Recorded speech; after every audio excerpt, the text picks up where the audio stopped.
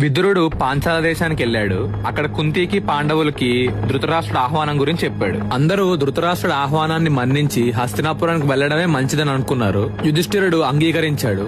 అందరూ హస్తినాపురానికి బయలుదేరారు. పాండవులను రిసీవ్ చేసుకోవడానికి ధృతరాష్ట్రుడు, వికర్ణుడు, చిత్రసేనుడు, ద్రోణాచార్యుడు, కృపాచార్యుడు, భీష్ముడు అందరూ వెయిట్ చేస్తూ ఉన్నారు.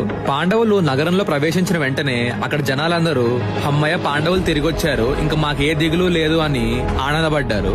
కుంతి ద్రౌపదిని గాంధారికి పరిచయం చేసింది. గాంధారి ద్రౌపదిని చాలా మంచిగా వెల్కమ్ చేసింది. తన మాటలు విని చాలా ఆనందపడింది. అప్పుడు ద్రౌపది గాంధారి ఆశీర్వాదాలు తీసుకోవడానికి తన కాలు పట్టుకుంది.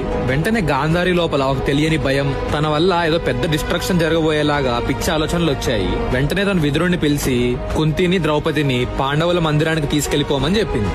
పాండవులు కొన్ని రోజులు హస్తినాపురంలో విశ్రాంతి తీసుకున్నారు.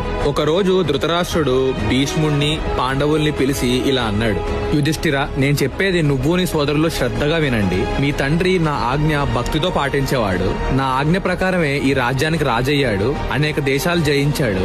నేను ఆజ్ఞాపిస్తే చాలు ఏ పనైనా సాధించుకొని వచ్చేవాడు. మీరు మీ తండ్రి అడుగుజాడల్లో నడిచి నా ఆజ్ఞ పాటించండి. నా కుమారులు మంచివాళ్ళు కాదు, అహంకారంతో దహించిపోతున్నారు. అటువంటి వారికి మీలాంటి ధర్మాత్మ మధ్య వైరం నాకు ఇష్టం లేదు. అందుకని ఈ రాజ్యంలో సగం భాగం తీసుకొని కాండవ ప్రస్థంలో సుఖంగా ఉండండి. అక్కడ మీ ఎవరికి ఏ హాని జరగదు అని అన్నాడు. పాండవులు అంగీకరించారు.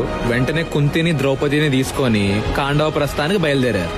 కాండవ ప్రస్థానికి వెళ్లి అక్కడ పాండవులు దిగారు. దిగిన వెంటనే అక్కడ చూస్తే ఆ ఏరియా మొత్తం దేనికి పనికిరాని ఒక బంజరు భూమి.